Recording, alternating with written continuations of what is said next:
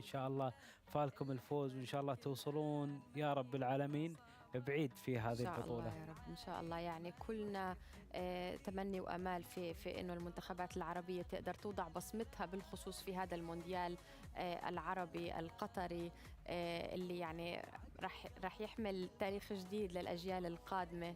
وإن شاء الله يعني هلأ بدنا ننتقل للزميل إسماعيل علي اللي حاليا متواجد في لوسيل. وإسماعيل صاحب الأجواء الولعانة كالعادة، تفضل إسماعيل. شكرا لكم. طبعا الواحد مع الجماهير، اعذروني انا تلفت يمين ويسار غصبا عني، الكل يناديني. طبعا الجماهير تعرفون انتم المعشوقه كره القدم هي الجمهور، الجمهور هو احلى شيء في كره القدم، فاذا ما تعطيه اهتمام بيزعل منك. فانا طبعا احب جماهيري وانا وسط جماهيري، وعندي يعني فقره طيبه جدا. اثنين من ابناء قطر برغم الاعاقه برغم الظروف الصعبه اللي هم فيها، لانهم جو عن طريق المترو وبيروحون الملعب لمؤازره العنابي. ونقول من بيفوز اليوم؟ العنابي.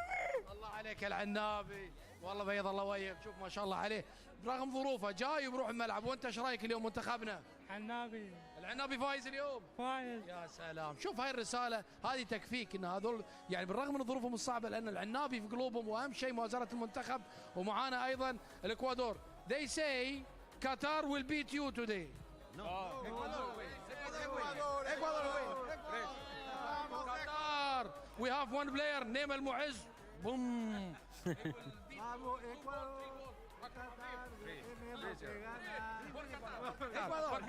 قطر. معنا اخواننا السعوديين من بيفوز اليوم؟ باذن الله قطر، وجالسين نشجع قطر باذن الله. خليجنا واحد، احنا ندعم قطر وندعم الامير تميم بن حمد. السعوديه وقطر دولة واحدة. السعودي قطري والقطري سعودي، الفوز قطري اليوم. احنا فايزين اليوم اكيد. ما اسمع. لا باذن الله فايزين. قطر وين سعودي عربيا بيفوز. نو اشوف راي المكسيكي. ماهيكو today Qatar and Ecuador. You fanataco Qatar Ecuador. Who win? Definitely Ecuador. Somos latinos. Ecuador. يعني الخليجيين اتحدوا واللاتينوس اتحدوا، معهم حق. متعادلين. ناخذ راي محايد. قطري طبعا. ايش رايك؟ ان شاء الله اليوم العنابي فايز. سلام عليك العنابي. I want one song for Ecuador. Vamos ecuatorianos, que esta tarde tenemos que ganar. وانت ايش رايك بيفوز اليوم؟ 3-1. حق من؟ لقطر. كفو. وان شاء الله هي ليله عنابيه. قطر. يعطيكم الصحة والعافية، أجواء جميلة جدا، نولعها هني ما عليكم، الأمور طيبة إن شاء الله عنابية الليلة. ثانك يو. جراسياس. شكرا طبعا للزميل اسماعيل من محطة لوسيل، وهذه الأجواء المميزة والجميلة وتفاعل الجمهور طبعا وهو متجه إلى استاد الخور أو استاد البيت لحضور طبعا الحفل، وطبعا حضور هذه الأجواء المميزة يا سارة. أكيد. ما بعرف سعود إذا لاحظت إنه يعني تجهيزات المونديالية يعني على قدم وساق لذوي الاحتياجات الخاصة لكل الفرق اللي موجودة في المجتمع. يعني في إمكانية للتوصيل لأي حدا متواجد حاليا في الدوحة شو ما كانت احتياجاته. وهلأ بدنا ننتقل عند الزميل أحمد العبيدي اللي حاليا متواجد قدام استاد البيت.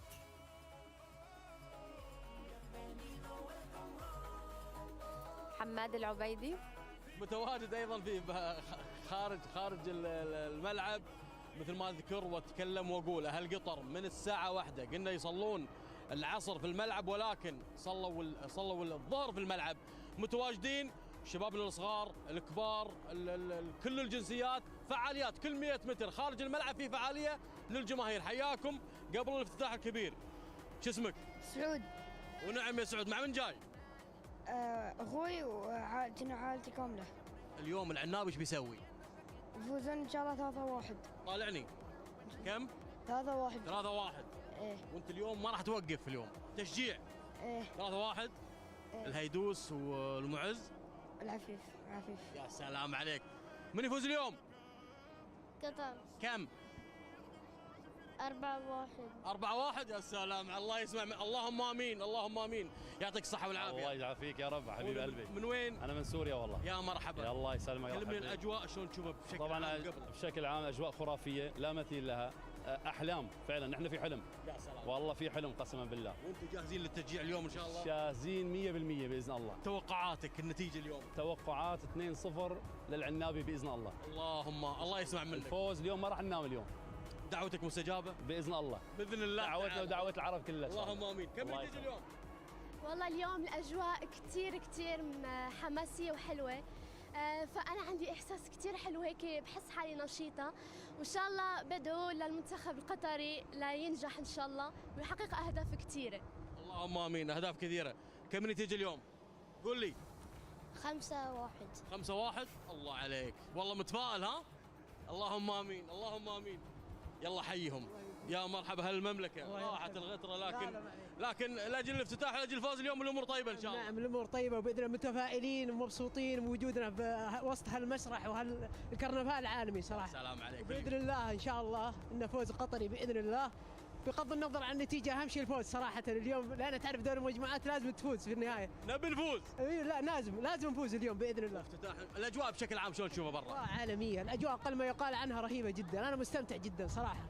وباذن الله ان شاء الله ان الامور باذن الله طيبه للجميع باذن الله. امين يا رب. قول لي. يا مرحبا، نتمنى الفوز اليوم، بس ترى الفوز الحقيقي هو الفوز بهذا المونديال وهذا الكرنفال، واشكر القاده والاعلاميين وكل واحد عمل دؤوب لانجاح هذه البطوله باذن الله. واليوم مستانسين بوجود اخواننا العرب والمسلمين واخونا من السعوديه. يا مرحبا ونرحب به صراحه. يا مرحبا اخوان وربع باذن الله. ويا مرحبا باذن الله التوفيق المنتخب 2-0 ان شاء الله. ان شاء الله فوز ان شاء الله قطري باذن الله. اللهم امين. بيض الله وجيهكم يعطيكم الصحه والعافيه. اللهم امين اللهم امين اللهم امين. الكل متفائل. ننتظر افتتاح خيالي باذن الله تعالى ونتيجه باذن الله لمنتخبنا. نرجع لكم على ما نبدل الكاس كفو يقول لك سعود عندك. طبعا كل الشكر لك يا اخوي حماد. طبعا مثل هذه الاجواء الجميله بين الجماهير هذه يعني اللي موجوده، خلينا نقول من اشهر ولا يومنا هذا التفاعل بينهم وهذا الاصرار لانجاح طبعا هذا المونديال القطري الخليجي العربي. فمثل هذه الاشياء مو بغريبه أبداً. فطبعا الله يوفق الجميع ويوفق العنابي طبعا اليوم في مباراته، ويسعد ان شاء الله اهل قطر والخليجيين وكل العرب بالفوز في اول مباراه في مونديال قطر 2022. اللهم امين. يعني دائما بندعي دعواتنا قلوبنا عيوننا كلياتها مع المنتخب العنابي اليوم. نتمنى الفوز له، يعني فوز عنابي فوز عربي يعني يرفع هيك يكبر قلبنا، او بالاحرى شو ما كانت النتيجه. يعني زي ما ذكرت قبل قطر فائزه في كاس العالم، لكن ان شاء الله بعد فوز ان شاء الله بعد فوز زياده الخير خيرين، مش هيك بيقولوا؟ بإذن الله ان شاء الله. وهلا يا سعود ما بعرف اذا في عندنا مراسلين بعد ولا احنا معطينهم بريك صغير لما والله المراسلين طبعا وزملائنا ما قصروا اليوم معنا في التغطيه ومستمرين اكيد طبعا في تغطيتنا الاستثنائيه لكأس العالم فيفا قطر 2022. ونذكركم طبعا خلاص ما بقى إلا القليل وينطلق مونديال قطر 2022 رسميا من استاد البيت في هذا الحفل الافتتاحي اللي إن شاء الله يكون حفل استثنائي. وهناك أكيد طبعا مفاجآت لكم أنتم من طبعا من المدرجات، بالإضافة إلى الفعاليات اللي موجودة في مختلف مناطق الدولة. نتكلم عن لوسيل، كتارا، الكورنيش، الفيفا فان فيستيفال، جزيرة المها، في كل مكان في قطر بتلاقي فعالية. أكيد طبعا، وإحنا هون يعني برنامج فانز حنكون مع المشاهدين على قدم وساق وعلى كل الفعاليات في كل يعني المنطقة هون.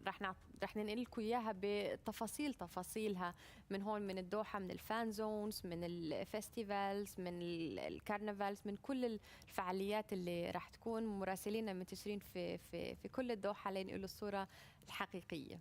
نعم، خاصة يعني اليوم الشيء الجميل اللي احنا شفناه من أرضية استاد البيت، الحضور المبكر من الجماهير القطرية العربية والجماهير من مختلف بلدان العالم، طبعا لحضور أولا هذا الحفل الاستثنائي، هذا العرس العالمي اللي ننتظره في كل 4 سنوات مرة، ولكن هذه السنة عندنا في بلادنا. طبعا مشاهدينا احنا مستمرين ان شاء الله معاكم في برنامج فانز، ولكن الان ننتقل الى برنامج المجلس وللزميل خالد جاسم. خالد تفضل، والله يمسيك بالخير والكلمة عندك. شكرا لك يا سعود المعاضيد، وشكرا لك يا سارة ناصر، وحياكم الله وقواكم الله على تعبكم انتم وكل اسرة قناة الكاس من الصبح وانتم شغالين، قواكم الله.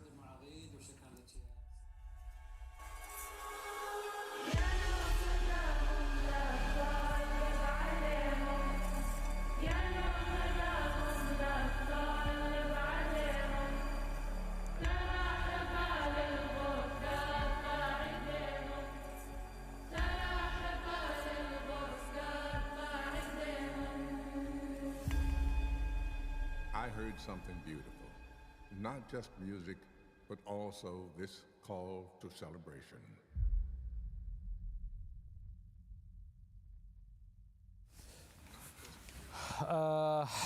إن شاء الله هذه دعوة سمعناها منذ لحظات، ندعوكم فيها إلى حفل الافتتاح في الاستاد الكبير، استاد البيت، اللي العالم كله اليوم سوف يتجه إلى هذا الاستاد لنلتقي جميعا في احتفالية جميلة، احتفالية المونديال المنتظر من 12 سنة، ونحن ننتظر هذه اللحظة، اللحظة الجميلة، اللحظة الكبيرة، اللحظة العملاقة، الحلم اللي بإذن الله تعالى يتحول إلى حقيقة. الجميع اتجه إلى الخور، مدينة الخور الساحلية الجميلة اللي فيها البر وفيها البحر وفيها الناس الطيبين، فيها امتداد أهل قطر الطيبين. اليوم إن شاء الله راح نحتفل جميعا من هناك. طبعا الحفل يعني لم يتبقى عليه إلا قليل من الوقت، ودائما وأبدا احتفالات كأس العالم يعني احتفالات مبسطة، احتفالات بسيطة، احتفالات ما فيها فقرات طويلة، بحكم أن الفيفا أصلا يرفض أن احنا نعمل حفلات، أو يرفض حتى المنظمين يسوون حفلات بشكل كبير أو مطولة، لأن في مباراة لازم تقام بعدها مباشرة. اليوم عندنا ضيوف جايين من مختلف أقطاب الدول العربية، راح يرافقوني إن شاء الله في التغطية للأحداث والمباريات والتحليل الفني. وقد أبدأ أولا بشخص عزيز علينا، شخص عاش بين فترات طويلة، درب عندنا، درب منتخبنا الوطني، درب في أندية كثيرة في قطر، وعاصر معنا تطور وإنجازات كبيرة في عالم كرة القدم القطرية، وهو الكابتن العزيز والقدير الكابتن حسن حرمة الله. قواك الله يا كابتن، وحييك على لبسك العنابي اليوم. تماما. هذا لون العنابي، لأن من طبيعة الحال اليوم سأرى أولادي، بعد أولادي الهيدوس وسعد الشيب، هادو كانوا معي صغار في المنتخب الأولمبي، وأنا شرف لي كبير اليوم أن أكون حاضر معكم. أشكركم على الاستدعاء، وأشكر الاتحاد القطري على هذه الاستدعاء، كذلك مع قناة الكأس. ومن طبيعة الحال أنا جد مبسوط بوجودي معكم لرؤية الافتتاح ولو على الشاشة، ولرؤية المباريات، ولرؤية اللي نقدر نقول أولادي الآن اللي حققوا الحلم.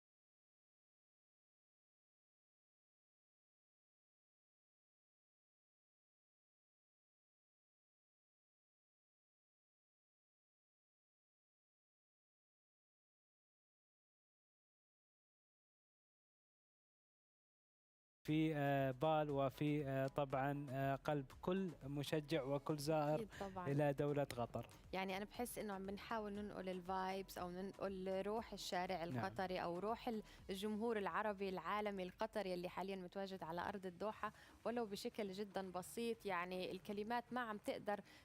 في بال وفي طبعا قلب كل مشجع وكل زائر إلى دولة قطر. يعني أنا بحس إنه عم بنحاول ننقل الفايبس أو ننقل روح الشارع القطري أو روح الجمهور العربي العالمي القطري اللي حاليا متواجد على أرض الدوحة ولو بشكل جدا بسيط. يعني الكلمات ما عم تقدر. في بال وفي طبعا قلب كل مشجع وكل زائر إلى دولة قطر. يعني أنا بحس إنه عم بنحاول ننقل الفايبس أو ننقل روح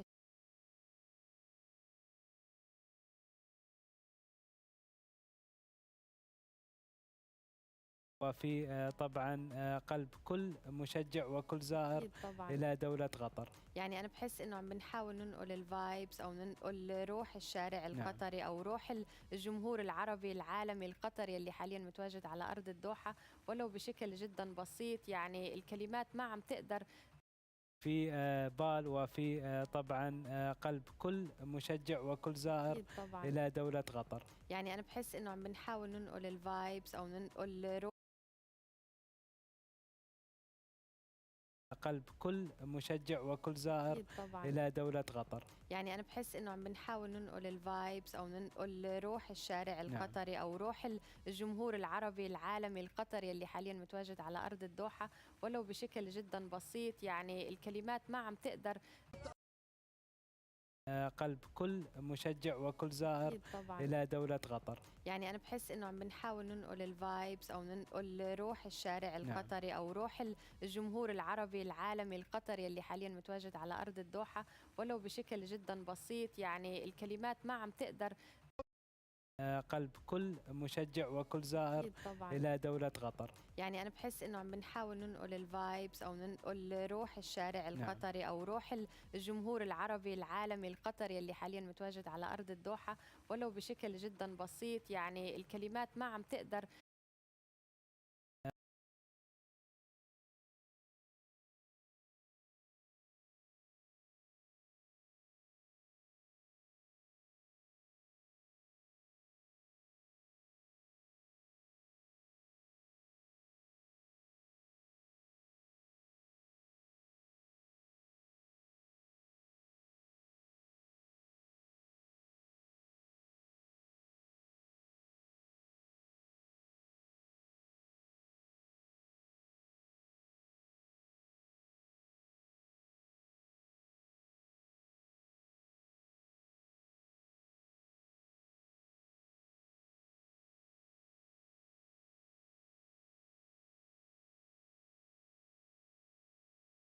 Because they've been playing together, you know, for a long time. Since 2019, the Asian Cup win. What benefits does that give? That the players are in a camp, they're living together, they're playing together, working together?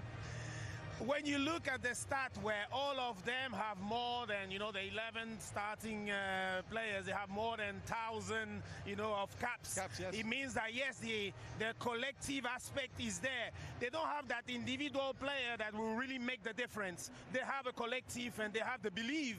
And on home soil, I've been playing in France at the time and win the World Cup. That adrenaline, you know, when you play on your home soil, they have to capture it and transmit it into, you know, a positive energy and performance. Yeah, and like were you saying back in 1998 in Marseille against South Africa, what was that like? Do you remember it like it was yesterday?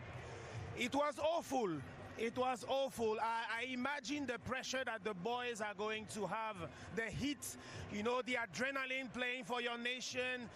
You are prepared, but really you have to cope with the pressure that is coming on. For us, it was awful. We managed to win, and winning gives the confidence. They are in a difficult group, very difficult. And what is the journey like? So obviously you got to the final and beat Brazil. What is it like? Is it like a mountain where you take it step by step? We took step by step because we knew we were not the best at the time. They know also that they are not of the best team in the tournament, but they can build up that confidence. We had a World Cup in 2002 where Korea, Japan it was. Korea will reach the semi-final. We hope that Qatar will be in the same dynamic. Match after match, they build up their capacity and they surprise everyone, physically, technically. I hope they'll be able to do it. I'm glad you mentioned 2002 because obviously France were knocked out of the group stage after winning it in 1998. France find themselves in this position again after winning it in Russia. What's your hopes, the chances of France to win it this time around?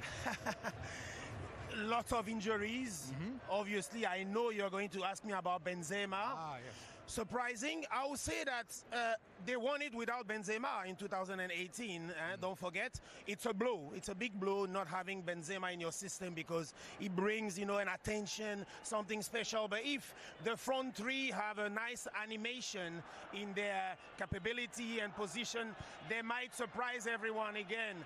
Tchouaméni is there. We lost, Pogba, Kanté, but we have a new generation that's coming up. Yeah, so France in a couple of days, they kick off. Marcel, thank you very much indeed. You have a busy evening, don't you? But it's Qatar, Ecuador coming up right here on beIN Sports. Richard. Yeah, thank you, Aaron. And of course, Marcel Desailly, Le Roc, Le Legend, Marcel. Somewhere down there, the Ecuadorians, I believe. There we are. Yeah. Okay.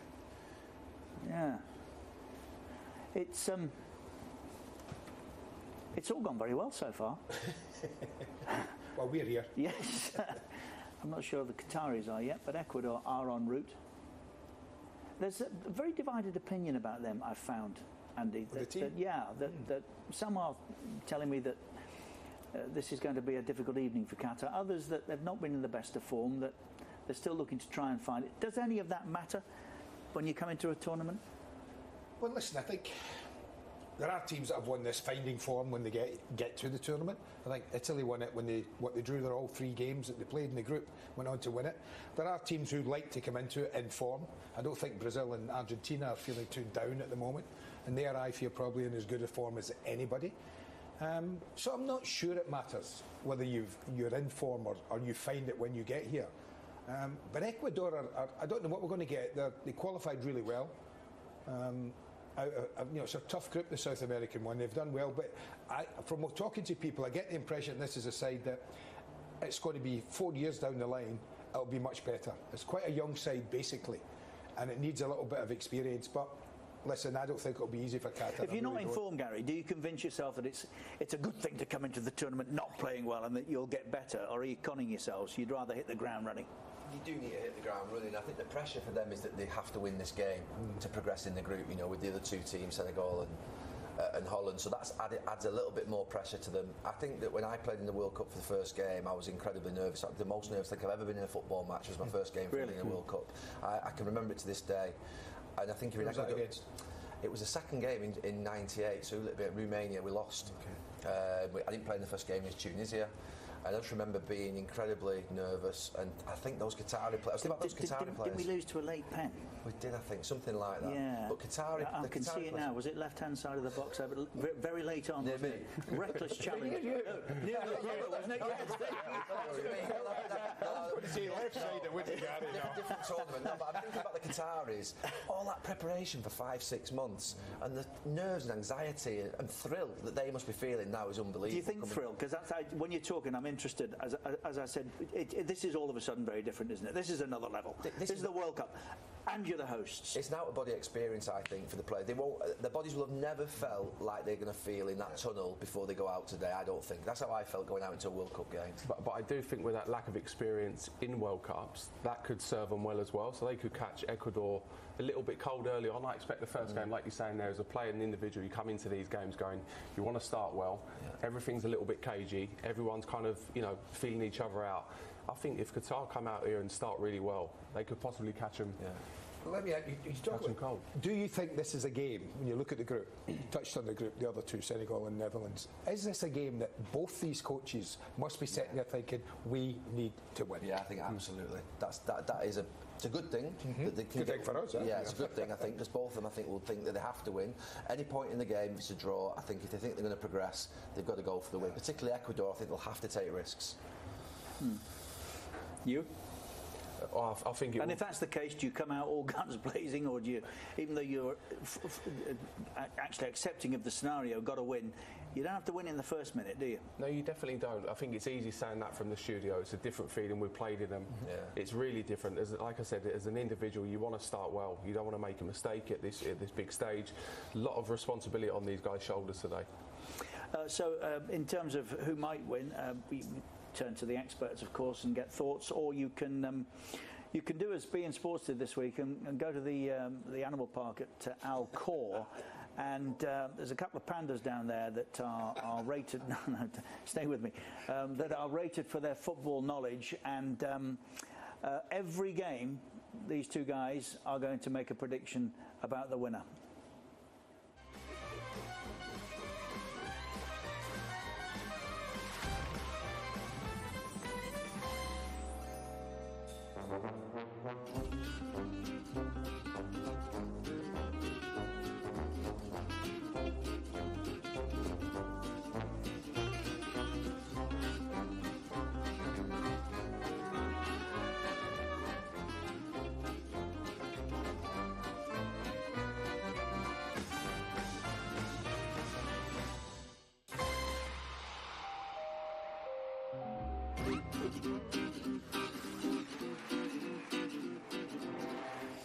Well, I'm not sure whether that was Tuhail or Saria, but whichever it was, is fired. Panda won't be getting any food tonight, I'll tell you.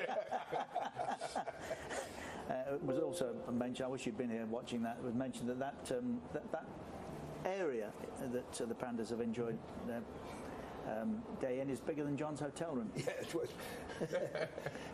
Let me ask you as well, people watching this maybe not coming to football for the first time, seeing the teams arrive now. I'm just looking at my watch, it's 2 hours, 5 minutes to kick off. Tell people, is there an advantage or disadvantage to arriving as early as this? I didn't like it. I hated it. I mean, I have to say, even arriving here 5 hours early. I hated it. I know, that was tough. Sorry about that, guys. Wasn't our choice. About 14 days. Yeah. You see, I didn't like it, Gary. No, sitting in the dressing room for all that time thinking, because your preparation kicks in an hour before for me, so I always start, so you're just waiting around, you're coming out onto the pitch, you're just trying to waste time, aren't you, and you run the clock down. Yeah. You'll always get a mix within the group as well. Certain players like to get there really early, other players, I was like Gary as well. Yeah, keepers want to get there really early, go out and warm up early. But I think sometimes when you get caught in traffic and then you end up arriving late in the game, you kind of get there, get change, you're out, there's no thought process in it, can sometimes be good for you as well. I've heard many stories that you used to like to travel with a fair number of boots. Fact or fiction? That's true. Fact, yeah. Fact? True. Yeah. How many would you take with you? Well, every game I would wear 3 pairs of boots, so one for the warm-up, one for the first half, second half. Every game you would wear 3 pairs of boots? Yeah. I hated it when my boots got a little bit big. So as soon as they lost that I felt like I'd lost the feel of the ball. The warm-up. They got a little bit big in the warm-up. They walk the pitches now. These days they walk the pitches, not like when you played. We didn't have grass when you played. I know. Yeah. So you change your pair after the warm-up, you'd change your pair at the end of the first half, and by the end you'd worn 3. Yeah. It's superstition as well. A couple of months, mate. And in training. Yeah, but you was with high tech or something like that. Who are you with? Nike. So you would take delivery of new boots on a match-by-match basis? Yeah. Wow. Have you kept them all? No, I used to donate them to charity, so Make-A-Wish, I'm still an ambassador, so there was a lot of good that come out of it as well. Yeah, that's fair. I pair used to last me a season. If you actually wore a new pair of boots every half, how did you slip in there?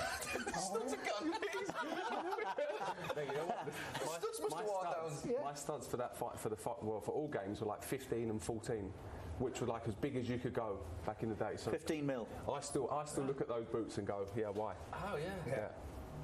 Yeah, thanks for that, mate. Didn't hear Gary made reference again, I think, to the European Cup final, wasn't it? That when your foot went. Yeah, thanks. To be fair, it was wet that night. It did. It just come down, didn't it? After extra time and. Well, the same happened. Were you boys there in Portugal? Both of you? Yeah. The first penalty shootout when. Yeah. We were told earlier that day that the spot was loose. Oh, it was terrible. Yeah. Yeah. Well, do you remember we trained there the night before? and we'd done a couple of penalties, and it was like... I don't remember that. Do you not? No, but I wouldn't have practiced. Yeah, who was it? David. 9th or 10th. Yeah, it was really... Was it David put the first one over, wasn't it? Well, he did miss, yeah. Bex missed, yeah. That was really bad. I took one, and I was actually aiming that way, and it hit the bobble and went straight down the middle. That wouldn't be the first time that happened, would it? Well, I scored that one. I think that's really early. I wouldn't want to walk in there. To be fair, we've all been panicked into thinking there's going to be a lot more traffic, and actually the traffic doesn't seem to be too bad at the moment, does it? I love the fact they're in shorts and t-shirt. Do you remember we had to go to shirt and tie? Was it shirt and tie? Was that Fabio Capello? Yeah, was it? Yeah. Oh, it was. Yeah. We begged and pleaded with the FA and Fabio to go to the game in shorts and t-shirts. We were playing Germany, and we got off the bus. Germany turned up like that, and all of us were sweating. And but Sir Alex used to make us wear at away games, shirt and tie. Yeah, Blazers. Yeah, but it was all right in England, wasn't it? -4. You see, the traditionalists amongst us who watched the game, we liked the way Manchester United travelled, and when the lads arrived suited and booted, you go, oh yeah, they're ready for action. Business-like, we like that. But it has changed, hasn't it? It has changed. I think there's also an element of the people who are watching football aren't wearing ordinarily shirt and tie, so that's why the players, I think, now just... managers are more relaxed with the music. You know, I remember there was many years where I played at United, there wasn't music in the dressing room, and then it all changed. You know, Patrice Evra, Rio Ferdinand came in, Wayne Rooney, all of a sudden the music was in the dressing room, it all just adapted overnight and became a very much more relaxed, informal atmosphere. I think that's what you see in Ecuador. Let me ask you this quickly. I know it's nothing to do with it, but I've always been fascinated with this because Fergie, like obviously the greatest manager around, but he's a manager who transgressed the old and the new, right?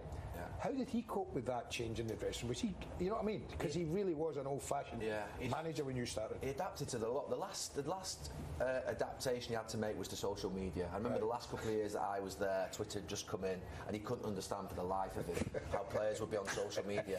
But he was adapting to that even. You know, the mandatory press conferences, the social media, the music in the dressing room, all these things. He adapted to them because he knew he had to.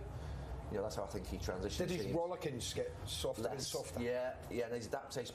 I was thinking about how he used to handle, say, Cristiano or Nani and Anderson towards the end, who didn't want to play football at Christmas. They were used to having Christmas breaks. He would send them off for a week at Christmas, whether it be before Christmas or just after. He'd always give them that week with the family to adapt it. Yeah, he was smart. He adapted like that. What struck me about that dressing room is that it's very modern. It's in the oval shape, isn't it? That's an absolute must, it seems, for a modern football club these days. It was one of the English kings, was it, from years ago, that had Richard the... That's where it came from. Was it? There was a psychologist with England that we had. I don't know if you remember Bill Bezic. Yeah. And he sat us once in this circle, and he said, everyone's equal, basically. There's no one sat in front of anyone else, and everyone can see each other. And there was this sort of circular dressing room. I think City have got the same thing. But I think Guardiola was the first to say that we need to change this now. I think it comes from an old English king. Yeah. Oh, that's interesting. I didn't know that. I might be wrong. Good to hear as well. Arthur. Oh, no. Yes. Yes. It was somebody. It was Arthur and his round table. You got that in your ear? No. By the way. Give me the earpiece. No, I have not. I can honestly say that. Just plucked that out. Yeah. Spoiled it. Went quiet for a minute and then went, Arthur. No. Now then, you're right, John. Or was it Gary? You mentioned traffic. Not so much of it. No. The hosts are on the way. A fixture that, of course, wasn't scheduled to be played, but I think the change was right, wasn't it? The hosts, in my time, I've always expected the hosts to open a tournament. That's how it is, surely. Yeah, you would have thought so. It's a good time of night to be playing as well. Yeah, it's nice.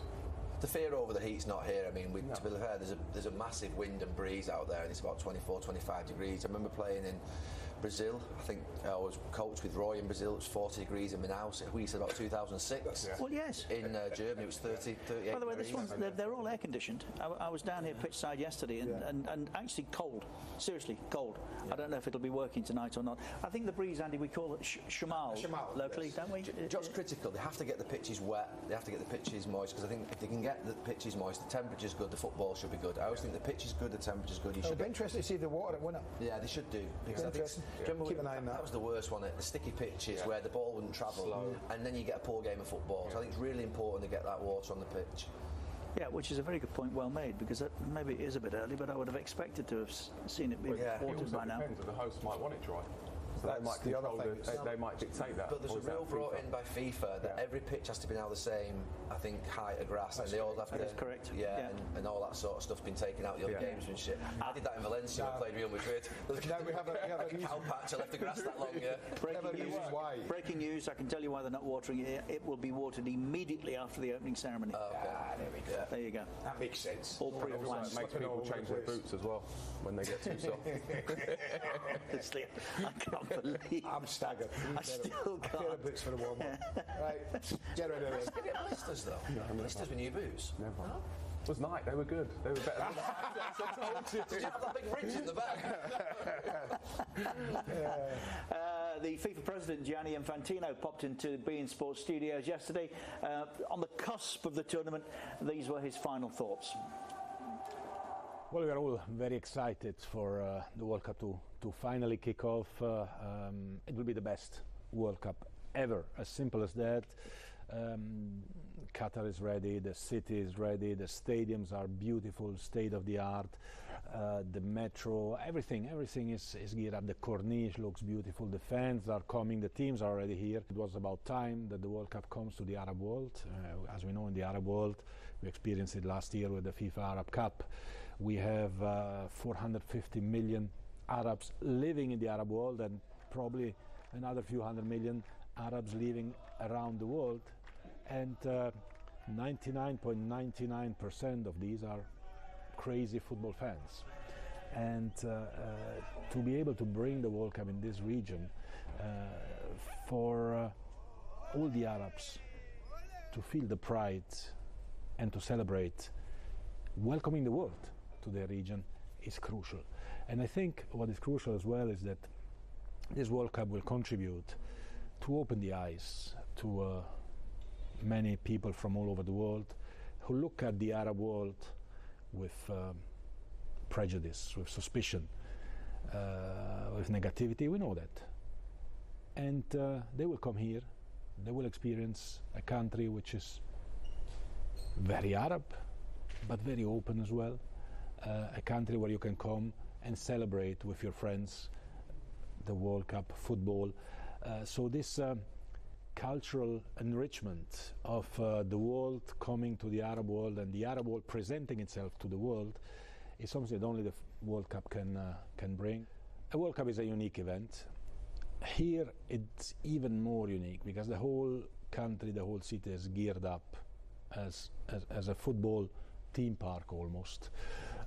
So the advice, the opinion for everyone is, come and enjoy the football. Go to watch games every day. You are not Argentinian, but you have the possibility to go and watch Messi because he's here. You're not Portuguese, but you have the opportunity to go and watch Ronaldo. You're not French, but you can go and watch Messi, or Mbappé, or Neymar for Brazil, the same, or many others. So go do that, but enjoy as well the country, enjoy Qatar, enjoy the Corniche, enjoy the fan areas, enjoy the FIFA Fan Fest, enjoy the DAOs, enjoy the desert. Go and live experiences of the local culture and the local cuisine, because you will keep these memories for your whole life, I'm sure. So many things that he said there he's right about. One of them being that there's been some criticism of this state, this country, that it's not a football hotbed. Well, let me tell you something. As someone who's lived here with Andy for the best part of the last decade, it is. And what I've always argued, Andy, and that's with, it'd be interesting to hear what Gary and John think about it, but I've always felt that we moved to a place whereby big teams play big matches outside of the borders of their own country. And that doesn't deny the right of a supporter to watch them. It means you take your team to the place of others who support Manchester United as strongly as they do in this part of the world. And they get the opportunity to see players real time. And that's different when you see the guys, you boys, come and play. Manchester United have got more fans outside of Manchester than they have within the city. Yeah, look, I've travelled all around the world playing with Manchester United, to the Middle East, to the Far East, to Asia, to Africa, to Australasia, and there's no doubt we should be taking football all around the world. I mean, he's a terrible face for football, that guy. Some of the things he said yesterday were inappropriate. and shouldn't be said by him. He should be statesman-like. He should be bringing people together. He's the global representative of football, not answering to one or two nations, which he seemed to be doing yesterday. He's got to rise above it. I'm sick of these leaders like Johnson, like Trump, like Infantino, like Blatter, who, to be fair, they don't unite. They divide. All their language is about division. Even though they try and think they're bringing people together, they're not. And I have to say, some of his language yesterday about I'm a migrant worker, I am disabled, it's an absolute scandal. He shouldn't be using that type of language. He shouldn't be using those phrases, in my opinion. And to be fair, I think FIFA is a poor representation of what football is, which is a beautiful game enjoyed by communities in Brazil, to Bury, to Bolivia, to Peru, to everywhere. And I have to say, I think FIFA needs to clean up its act. It's been bad for so long, and my personal feeling is with Infantino that, you know, he's directly... he's putting himself back in power again, it looks like, for another 4 years. There's no transparency, there's no independence. Yes, there has been a vote to return to the president's role in the last 24 hours. That's football's problem. It's representative of sort of the hierarchy and elite and rich in life. We've got to have independence. We've got to have, we've got to have a democracy. You know, it elects himself back into a position. And then he's the worst face, I think, to try and present a Middle Eastern, an Arab and a Muslim in a Qatar World Cup. So for me, I'm not a great fan of Infantino. Ultimately, I'm going to say that, and I don't think he represents world football very well. It is worth pointing out at this stage that Gary and I have had this conversation already this afternoon, and we're in opposite corners, as I think I have been with much of what Gary has had to say. Sadly, we don't have the time. I'd want to be in opposite corners. Yeah, that's exactly where I'd like to be. Sadly, we don't have the time now to expand this conversation. But I understand where you're coming from, but of course the counter-argument is that, very briefly, and I'll make it short. Can I make my point brief back as well? Yeah. What a lot of Infantino had to say yesterday, I felt, was born of the frustration that people in this part of the world, and I include myself in them, have felt about the criticism that has been dumped, for want of a better word, on this festival, on this World Cup. I defend and have done stoutly, and will continue to do so, the right of the Arab world, and you've mentioned that, in fairness, to host a World Cup. I'm very grateful to everybody that has put up with Andy and I for the last decade here, and they've worked very hard to this moment, and I'm very happy that that's the case. I know what you're saying about Gianni Infantino. There is a mature argument and debate and conversation to have. Agreed. But you've got to have it from leaders who, to be fair, represent all the nations in the world. What he did yesterday was in my opinion, it was inappropriate. And I have to say, I come from a country that doesn't do everything perfectly. We've got a current Home Secretary that's serving, calling people who try and basically seek refuge in our country, and she's calling them invaders. I despise it. But I also despise the idea of migrant workers, to be fair, not being paid enough money over here or working in poor conditions. We can have this mature debate through football. What I love about football is that football brings these debates to the table. All the other sectors in the world don't bring these things to the table, whether it be royal families, whether it be politicians, whether it be banks, whether it be institutions. They all seem to be able to brush it under the carpet. Football actually does have that debate and challenge it, and I'm proud of that. But I don't think he's a face for football, because football should, for me, bring people together. The leader of football in this world should bring people together in unity all the time, and shouldn't speak in a divisive manner. That was Trump-esque yesterday. We don't want that anymore. We've had enough. 5-6 years of this type of leadership is poor. We can't keep listening to these types of leaders in positions of power. We can't. And there's nothing to do with Qatar. That's to do with FIFA. You know, I absolutely believe the World Cup should be in a Muslim country, it should be in an Arab country, it should be in the Middle East. And if it's going to be in the Middle East, then it's going to have to be in a country that has basically some of the practices that are consistent across the Middle East. But we're not always perfect in England. No. We're terrible in England at certain things. We're terrible. I hate certain parts of our society with Brexit and with how we treat immigrants in our country. It's terrible. It's terrible what we do. That's where you and I do agree. I mean, we're coming from the same half of the political divide in that respect. So, yeah, I understand entirely what you're saying. But the mature debate that you're asking for, I hope we do have time to have during the course of this World Cup. Well, yeah, but we've got other things to celebrate today, and I don't want to really get bogged down. I don't want to get bogged down on that. But we can let you two go and have the debate. John and I will stay here through the football. I hear your frustration on the leadership, and I hear and understand your frustration from your side of the argument regarding what Infantino had to say yesterday. But on my side of the fence, I think there was a lot of warmth towards what he had to say yesterday, because I can see your brows furrowing. Where's the warmth? I think, sorry to interject, I think let's get away from that. Let's focus on the football side. I went for a run last night along the seafront. Infantino there? Captain, leader, legend. And you know what? There were 4 kids, one in the Chelsea shirt, one in the Barcelona shirt, one in the PSG shirt, and one in the Qatar shirt. And the kids are all liking football, had a football at their feet, they're outside playing. And for me, of going, this has given that next generation opportunity to see what what the best players want to do. It's brought Messi here, it's brought Neymar here, and Mbappe here, and what that will do Harry Kane here, and in 10 years' time or 20 years' time. Like Gaz said, everything's not perfect in the world. Certainly not in the UK, and not here, not anywhere else. But what that will do for the next generation will be huge, and we'll see that in time. Yes. I think we can agree to agree on that. I think there's a time for a debate with you two, absolutely 100%, but I don't think it's today. Andrew, I'm with you in that respect as well. We have a football match to look forward to, an opening ceremony very shortly, and we have immediately Carrie Brown. Thank you, Richard. It's my pleasure to be joined here by a true World Cup legend, Alessandro Del Piero. Alessandro, taking this scene, how are you feeling about this World Cup in Qatar and this magnificent setting? Because the fans, the atmosphere is bouncing now. Well, with all the respect, thank you very much for having me. With all the respect, I would love to be there on the pitch, not here, but I can't anymore, like a lot of us. So I'm enjoying this moment. This is a unique moment for the world of football, of course, for many reasons. And the open ceremony, the first game, is the most exciting day if your country is not playing the World Cup. So for me, it's the most exciting game, okay? Okay, do we do it now? How upsetting for you that Italy are not here after winning the Euros. It's heartbreaking for us all. We're missing the sights of Chiesa on this pitch. I don't know what to tell you. I mean, we were still recovering from the last World Cup that we didn't get in. And now we have this blast on the Euros that we want to say, okay, we are back in the building.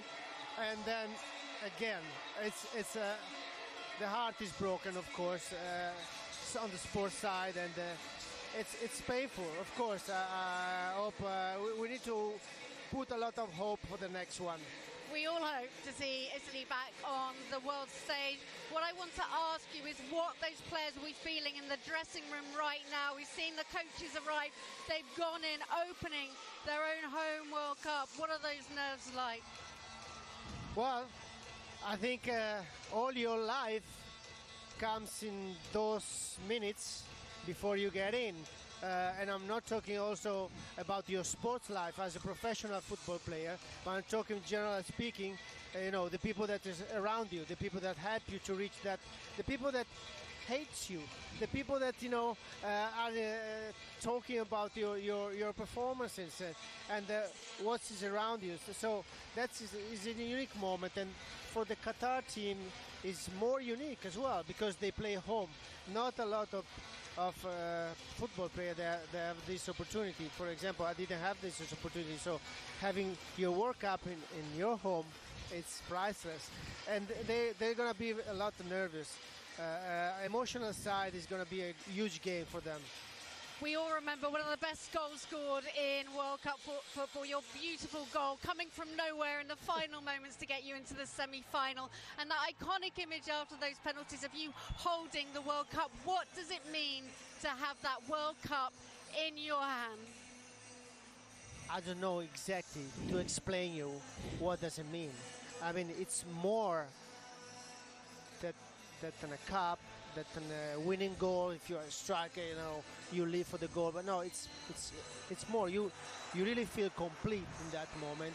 You feel, wow, it's happening to me for real. I've been all through this journey for this amazing moment.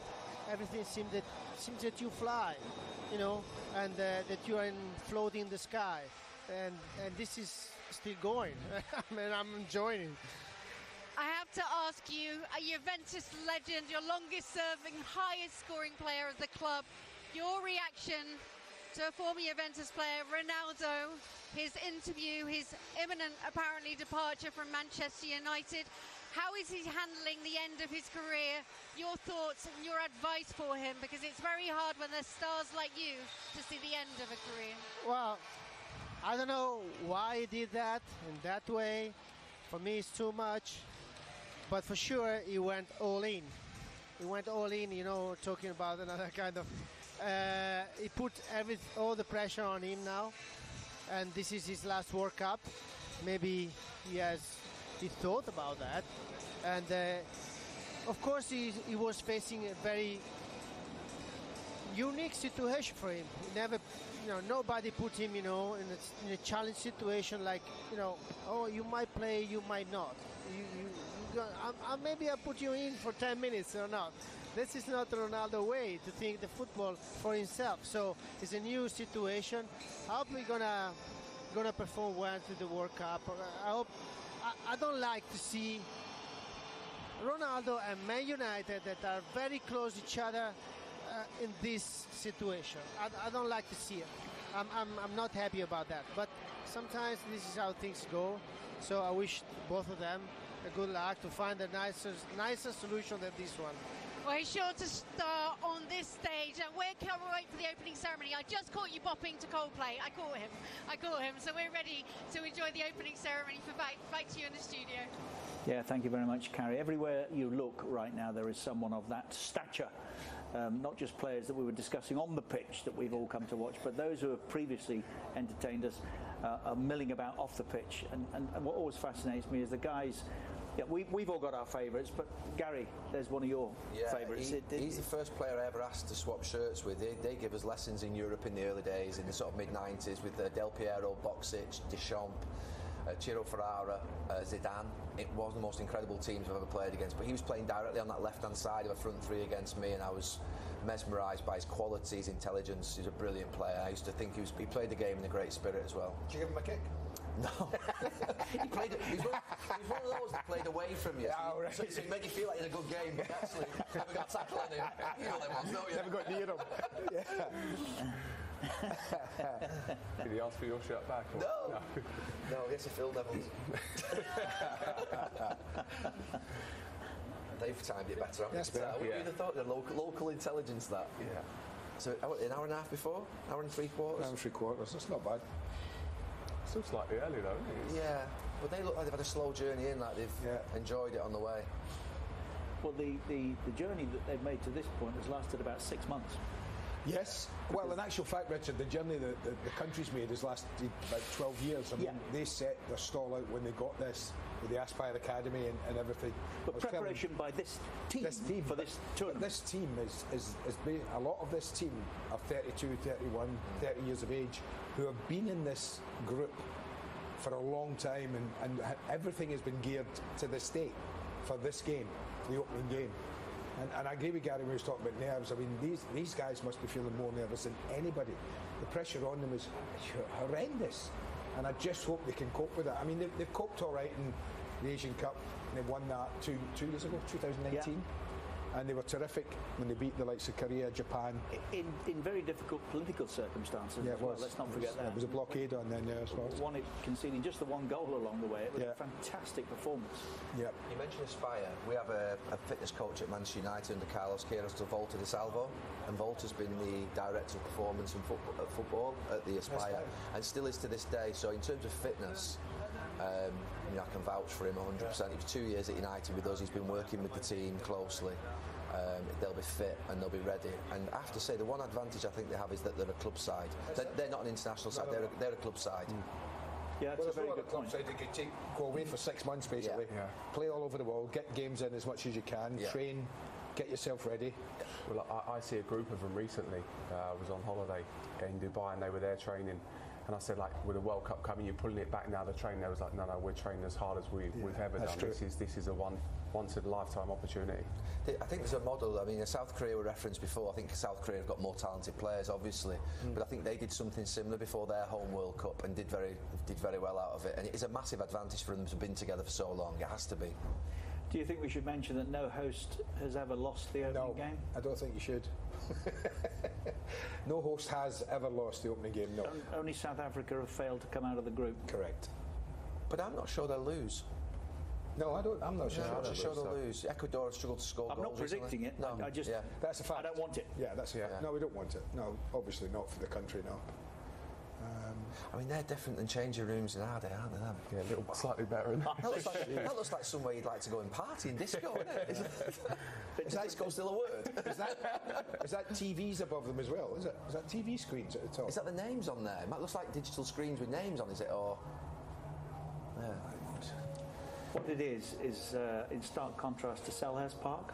It's funny how you talk about how the game's changed. Richard and I were down at the touchline yesterday, and we're walking past the dugouts, and not so much you, but even in your beginning of your day, I think the dugouts had about 6 or 7 people in them. Yeah. Oh no. Yeah. That would be how many seats did you count? 27 seats. 27 seats. They've got in the UK little heated switches now, heated seats. Yeah. Man, you used to have 2 masseurs, didn't you? On your own. It was him that started that, by the way. Yeah, it will probably. Yeah, I mean, we mentioned that Asian Cup win. Very well received, obviously, in this country. But it was not just something that happened, Andy. Again, preparation had been a little bit like this, hadn't it? I mean, Gary's talking about club side. There is an attitude in that respect that these boys have, and they can play. Well, I mean, a lot depends. I was talking about it earlier on him, Almoz Ali, who was a top goal scorer in this tournament. I think he got 9 goals. He was terrific, and they can do things like that. There is a school of thought that says that they've dipped a little since then. They're not quite at that force that they were in 2019. But if ever there was a time to find it again, then it's now. Look, you think about going back to when we were growing up and Scandinavian football was really struggling, African football was non-existent, and you think about the advent of different continents and where footballers have massive impact. That is, swinging it towards the impact. So we talk about a lack of Muslim representation, Asian representation, English football in the Premier League. Even though we've got a large Asian population, you want this World Cup to drive that quality and that standard forward and to create dreams. There's one of the is that Cafu next to him? That looks. Is it Cafu next to Kalina? Yeah. Yeah. I'm not sure about Kalina. He cost Everton a place in the Champions League. He did. How? Terrible decision he gave against Duncan Ferguson. Okay. Yeah, honestly, shocking. It's the last game. I've got a soft spot for Kalina. He was the '99 Nou Camp. Was he there? Was he there? Yeah, he was the referee. He was also the referee in Munich when we won 5-1 against Germany. I was there that night. I was in Munich. I was there for both those games. Yeah. Didn't make the squad that one, me. In Russia, the South American fans lit up the place like you wouldn't believe. I think you might find that again. Yeah, absolutely fantastic. Well, they've been in early, the Ecuadorian fans just below us. Yeah. I've been trying to work out whether this is a dress rehearsal for the opening ceremony or whether that actually the music is, those old-fashioned discos that you and I used to go to many years ago. Discos. Whether this light show is beating simultaneously with the music, I'm not sure. No, I think it's all part of the entertainment at the moment. The big screens are full of performers. Yeah, you're right. South American fans are different. Yeah, they know how to party, don't they? Just. I think the players play a little bit like that. The ones I've played with over my time, they've got a different attitude. You see, like us talking there before games would be a little bit nervous. All the players I've played with, they'll be here excited to get out there. Do you know that the South Americans, I think, got the feeling that, we love playing for our country, didn't we? But they were a different level about playing for their country, the Argentinians, the Brazilians. Heinz used to wear an Argentina shirt under his United top. Really? Yeah. Wow. Yeah, it was that. It's that important to them? That important. So I used to think that with Anderson, I used to think that with Heinz, I used to think that with Tevez. They're just obsessed with their countries. Country was first, club was second, whereas we're a bit different, aren't we? Yeah, that was our problem, I think, wasn't it? Yeah. It was, wasn't it? You look at our team, it was... But England fans are like that, don't you think? Yeah. England fans would rather love their club. Man United fans and Chelsea fans want to see Man United and Chelsea do well. Yeah. Yeah, if you ask fans who you support, they're not going to say England. They're going to say Manchester United, Manchester City, Chelsea, Arsenal. Correct. That is the Al Bayt Stadium, about 36 kilometres north of the capital city, Doha, where tonight the FIFA World Cup Qatar 2022 opens. The home nation against Ecuador. It's live with us on beIN Sports in Arabic, English, Spanish and French, and we'll be back here for the opening ceremony almost before you've blinked.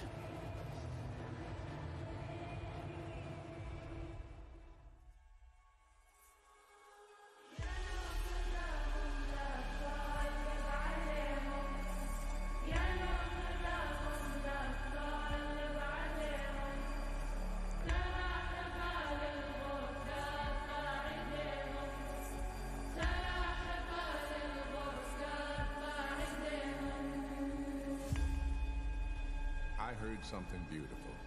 Not just music, but also this call to celebration.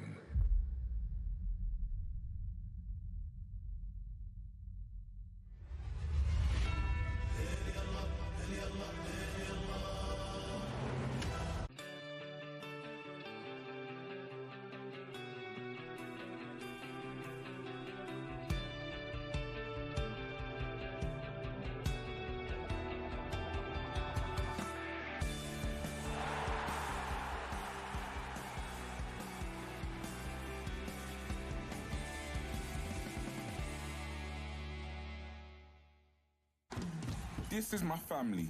Every World Cup, we all get together. Mate, let's go. Vamos. Karim eats goals for breakfast. Leo, he's one of a kind. With Sonny, everything's brighter. Nobody's faster than Hakimi. Serge's style is unbeatable.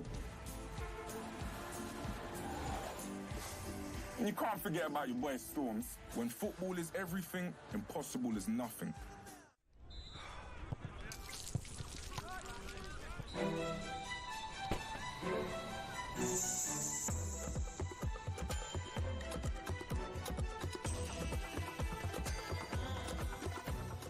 صحيح احنا قاعدين نصور باستديو، لكن جايبين لكم الخير، لأننا نصدق انك انت اهم من اي اعلان، ونصدق برعاية اللحظات الكبيرة، مو بس اللاعبين المشهورين.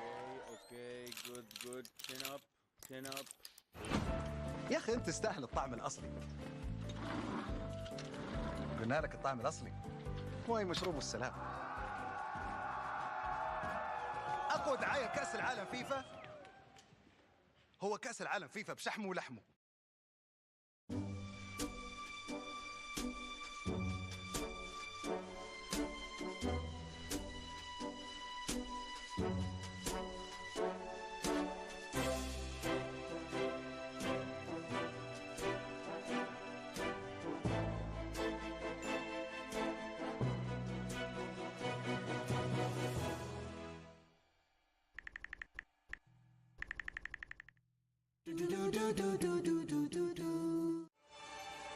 Why do we travel?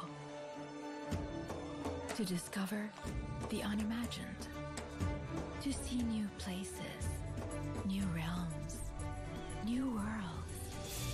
We travel to step into the extraordinary, discovering not just new things to see, but new ways to be.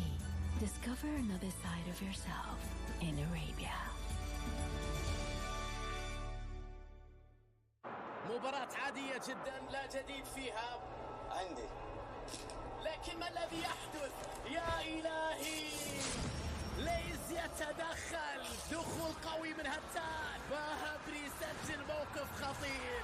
هذه عندك يا حكم، مرتدة سريعة بس العويسة أسرع، حاول بيوم ثاني.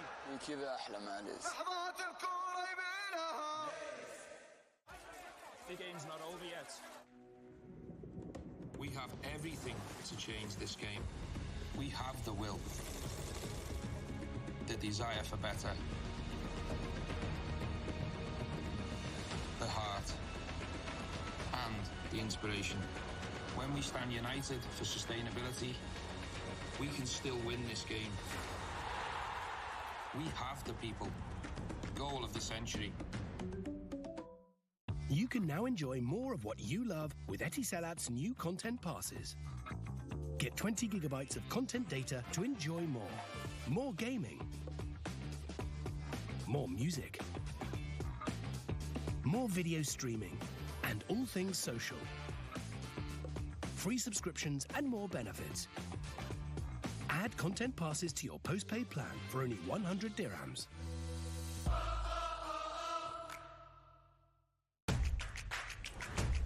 For an easier life, for a better future, for you and for humanity. On Passive, unprecedented breakthrough in the world of technology. The future of communication, education, business administration, marketing, finance, crowdfunding. Get your free access at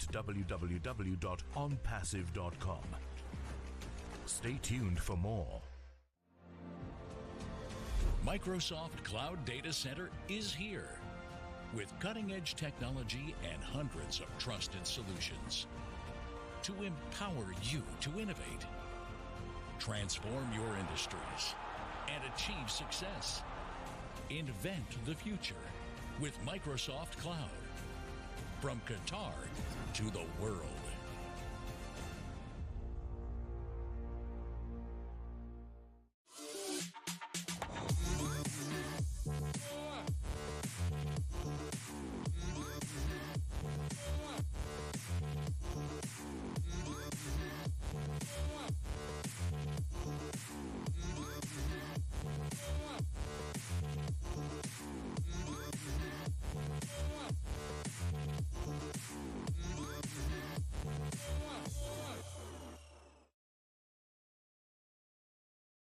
Every 4 years, something comes around where billions become a national team coach. And we learn that football is not just a sport. It's a movement that gives us the belief that we are all capable of great things. Inspiration. It's in all of us. Kia. Movement that inspires.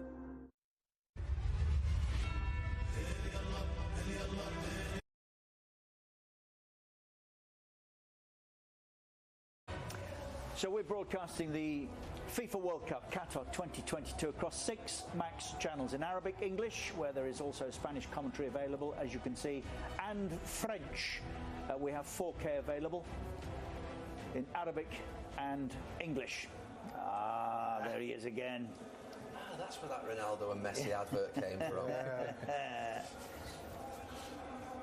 Go to bein.com/Qatar 2022 for more information on how to subscribe, by the way. I don't know about you two, but I like that trophy. Yeah. I think when the Gilles Rimet original one went, you kind of thought, what will they do? How will they make it even better? I think they've made it even better. I love that trophy. Yeah. Looks amazing. I love him, Marcel, my hero. He's great, isn't he? Yeah. You played alongside him, didn't you? Yeah, a couple of years, yeah. Back end of his career, but he was still...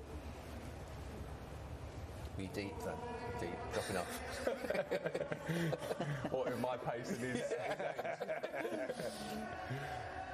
On the King's Road. I wanted to park the bus before it was even invented.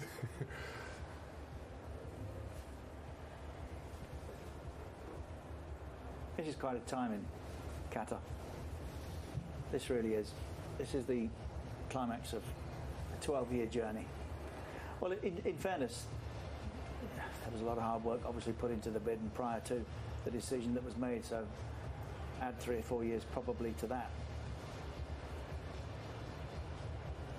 And there's been much debate about the award, about the fact that the tournament would take part in this part of the world, let alone this country.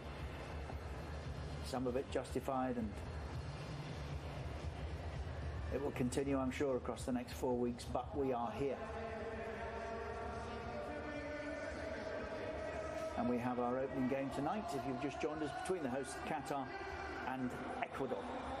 I say again, no host nation has lost the opening match of a World Cup tournament. I don't expect that to happen tonight. Only South Africa failed to come out of the group. That's what Qatar have been working towards. That would be quite a statement for a team that are used to winning trophies these days.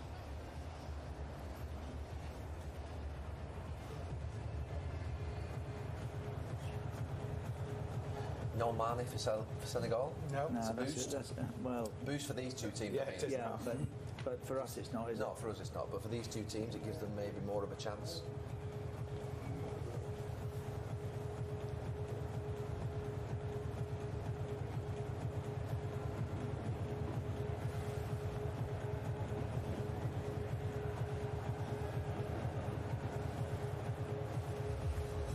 And I think the tournament is a little bit like teams that come to these events. It will get better as it gets into its stride. Yeah, there might be a little bit cat and mouse in the group stages, depending on who you know you're going to draw. I think once this tournament hits the knockout stages, I think like most. Yeah, you're talking football. I'm talking life. Infrastructure, and I'm talking preparation. I'm talking about, getting people to and from arenas. Okay. Of course, the original plan with it being a micro World Cup was to be able to watch 2 and 3 games a day. I hope that some do. What we haven't got are those thousands of miles between matches that in previous tournaments we've had to follow. Well, you're in Al Khor at the Al Bayt Stadium.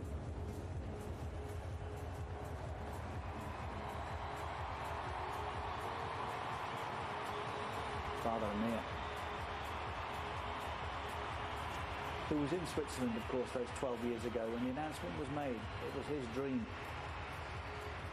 that this should happen in his country. And tonight, that dream becomes reality.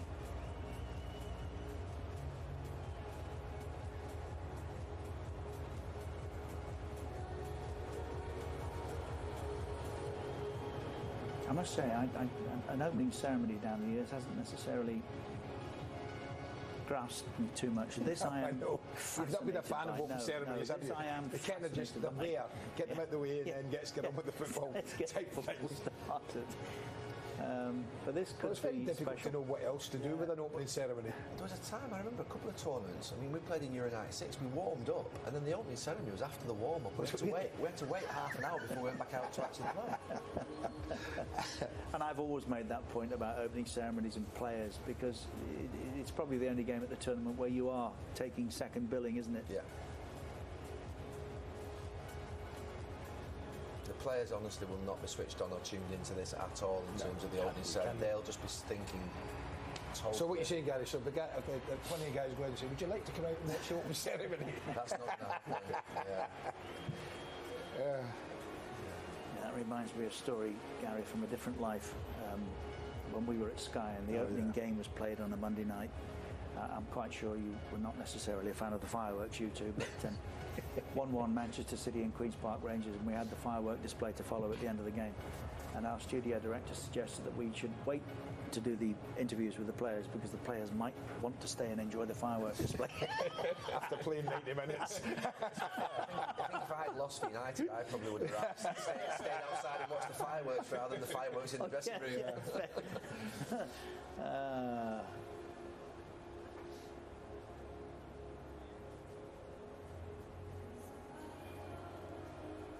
High-profile dignitaries every which way you turn, as many as there are high-profile footballers in this part of the world at the moment. You could make 1 or 2 all-star teams, that's for sure. Just a bit. Yeah. Couldn't you?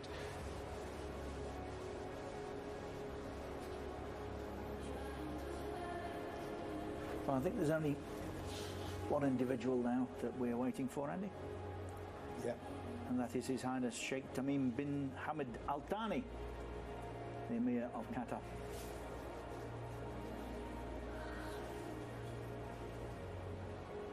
We're on the cusp of our opening ceremony now.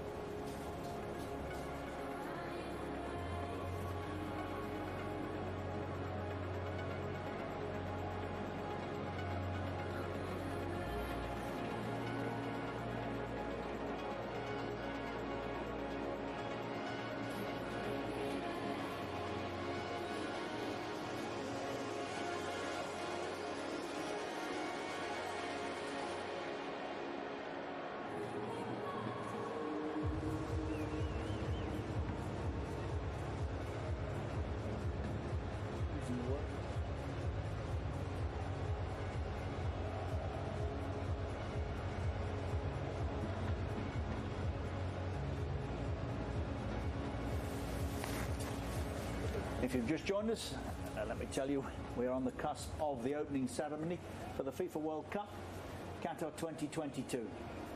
The opening game of this tournament will be played here tonight between the hosts, Qatar and Ecuador. I can see on the far side there of your picture, there's people shuffling about, in front of what I imagine are enormous great flags. There will be a light show, that's for sure. Yesterday at this time, Andy and I were in the stadium, and it was shut ahead of the rehearsal, if you remember.